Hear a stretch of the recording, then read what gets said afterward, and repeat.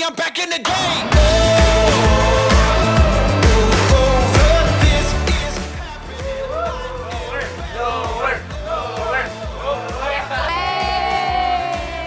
Ang gaganda ng mga bridesmaid ko.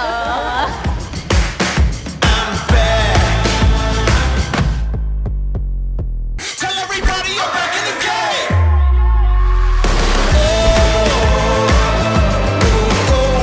This is happening. I am back again. Go on and fade it all to black. I'm back. I'm back.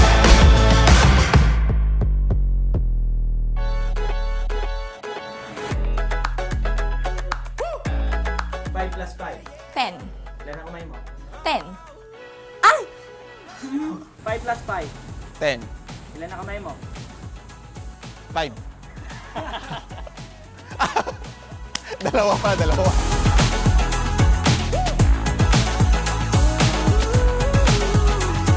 Thank you! Tyron, stop. Tapos, kakasal ka pala ngayon. Stop na naman. Tapos, happy wedding. Stop na rin. Happy honeymoon. Non-stop na. They can't take us down. There's no reason to fight this feeling. 'Cause I love this life. Yeah, it feels alright.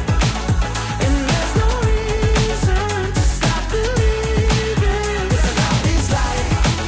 And the future's bright.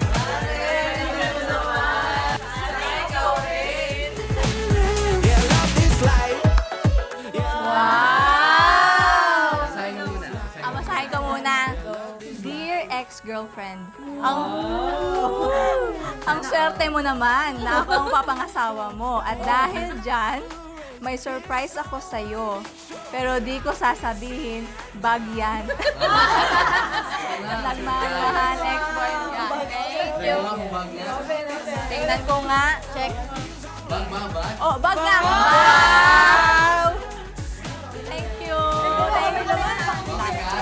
Ako. Oh my God! Salamat sa regalo mo. Yung laman nito mamaya na lang. Yeah, love this life. Yeah, love this life.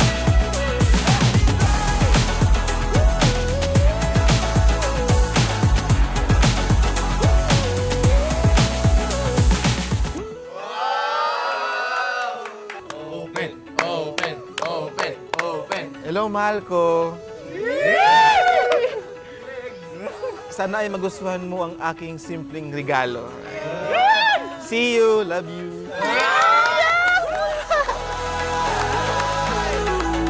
Yeah, love this life. Yeah, love this life. Yeah, love this life. 'Cause I love this life. Si Pay. Ako? Si Pay. Ako? Siyempre ako. Si Pay. Adobong paalang manok. Hipon. Soft drinks. Iced tea. Sa coffee shop. Sa cafe. Sa cafe. January 11, 2019. January 11, 2019. 65 months. 12 times 5. February, March, April, May, June. 65 months. Iced tea! Kasi, Soft drinks.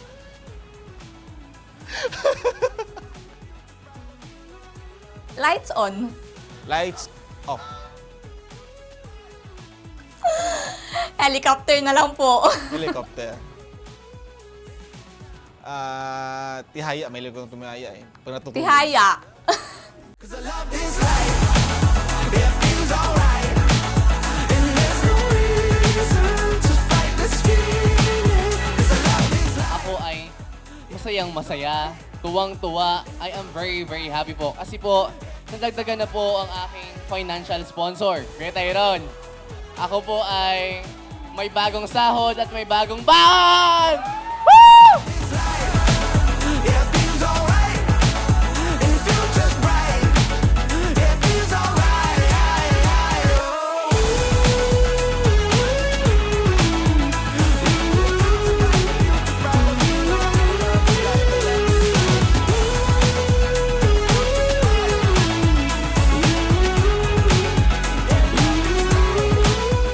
Alam kong mahal na mahal mo rin ako. Love you, Mama Chup Chup. Hindi kasi...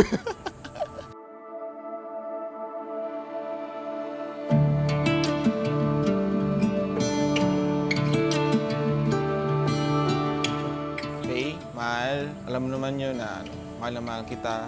Lagi sana pumagita sa atin yung Panginoon. Lalong-lalo na ngayon na magbubuklod na tayo. Darating yung times na puwan, away-away. Sana lagi pumagita sa atin yung Diyos. Happy wedding sa atin. Mahal na mahal kita. I wanna go dancing, dancing around the kitchen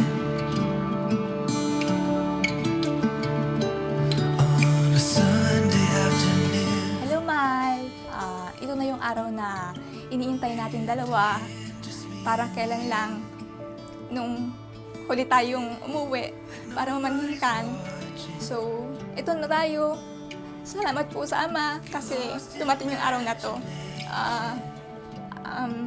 Wala na akong masyadong sasabihin pa. Ang may papangako ko lang sa'yo is mamahalin kita habang buhay. Iintindihin kita at uunawain sa araw-araw. Mahal na mahal kita.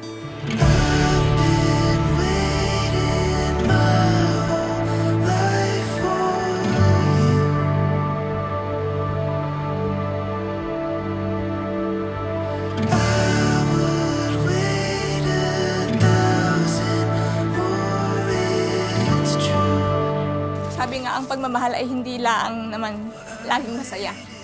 May araw na hindi kamahal mo lang isang tao, pero nandun pa din yung pagmamahal at papanatilihin ko yun sa aking puso habang buhay. I love you. See you later. Salamat po. Salamat po, Ama.